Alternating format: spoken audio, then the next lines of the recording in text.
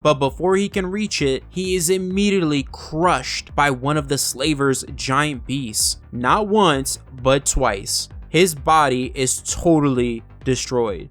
Hey, what's up everyone? James here, and today we are delving into the origin of the Autobot samurai, Drift. In this series, we'll also learn what became of Die Atlas and the Circle of Light after the great exodus on Cybertron that took place in Transformers Monstrosity.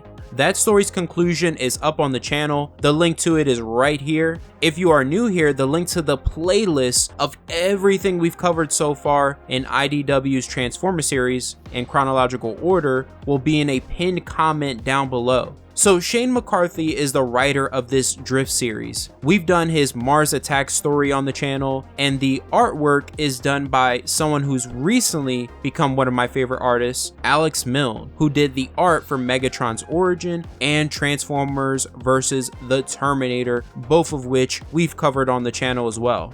I am a fan of his artwork in this series because he makes some of the Transformers in here look very Gundam-esque, and I am a massive fan of all the Gundam series. So when it comes to this story, it takes place many years after the Autocracy trilogy. At this point, it seems like the war between the Autobots and Decepticons has stretched across the galaxy, battling on various planets.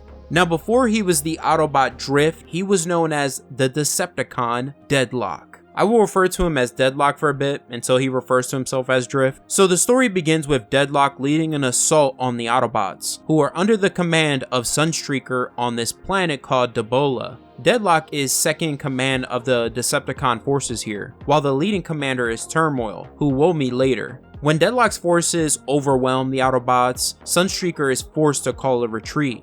After the battle, as the Decepticons are celebrating the victory, Deadlock gets reprimanded by one of his fellow Decepticons here. We don't get his name, and it really doesn't matter, you'll see why in a sec. He tells Deadlock he disobeyed Turmoil's order, which was only to fire when fired upon. When he mentions he'll be informing Turmoil, boom, Deadlock immediately shoots him in the head, and that's the end of that guy. Deadlock says wars aren't won by cautious cowards, and tries to start a coup, asking his fellow Decepticons who will stand with him. I like this a lot because it establishes just how ruthless Drift is as a Decepticon. We'll learn why he carries so much anger and hate towards the Autobots later. In the meantime, we see that his coup didn't work out well for him. Aboard the Decepticon ship, he's being held prisoner. Turmoil approaches, who is this massive bot. He carries a huge arm cannon on his arm. It might even be bigger than Megatron's. Technically, he makes his first appearance in Spotlight Drift. I didn't cover that first because that takes place later in the timeline. He tells Deadlock because of his increasingly reckless actions and now his betrayal, he's been sentenced to execution. As Deadlock stares down Turmoil's arm cannon, when he sees it's about to fire, he kicks Turmoil's arm, causing it to fire off on one of the bots holding him. He's able to break free and escape the ship by boarding an escape pod. Now Turmoil finds out he cannot track Deadlock's escape pod, so he orders his Decepticons to spread the word. Deadlock is banished and to be killed on sight.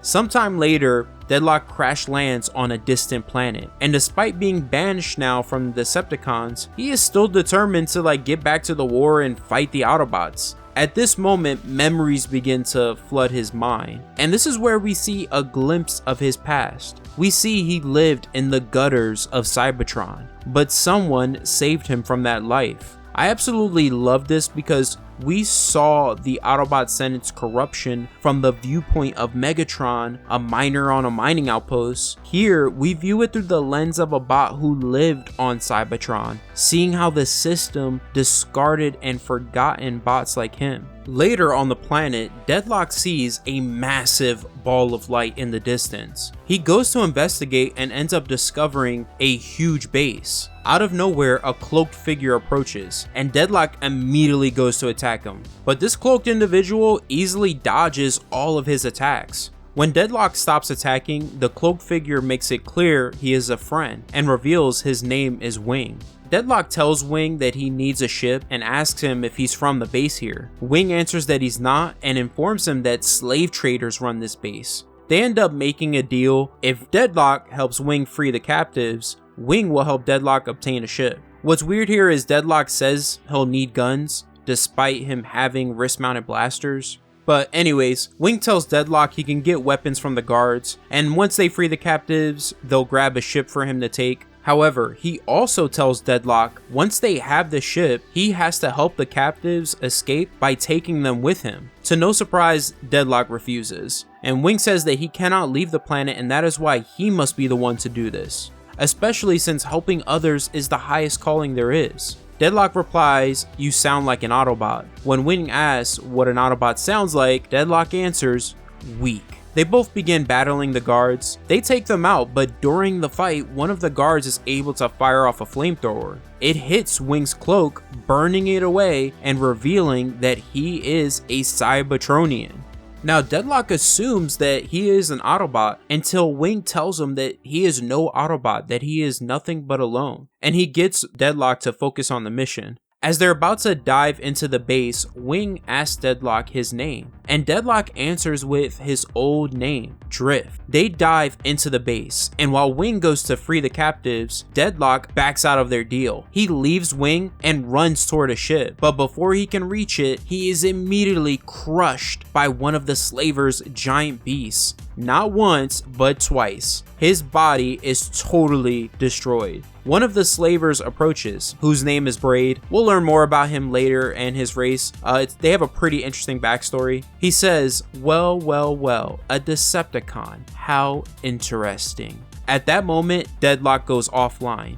Moments later, he awakens, surrounded by Wing and other Cybertronians. They tell Deadlock his body was severely damaged, and they had to rebuild him. Wing assures him that he is safe, but Deadlock jumps off the table kind of freaking out, asking who they are and what this place is, until he runs outside and is in awe of what he sees. Wing says, "I told you, you're safe.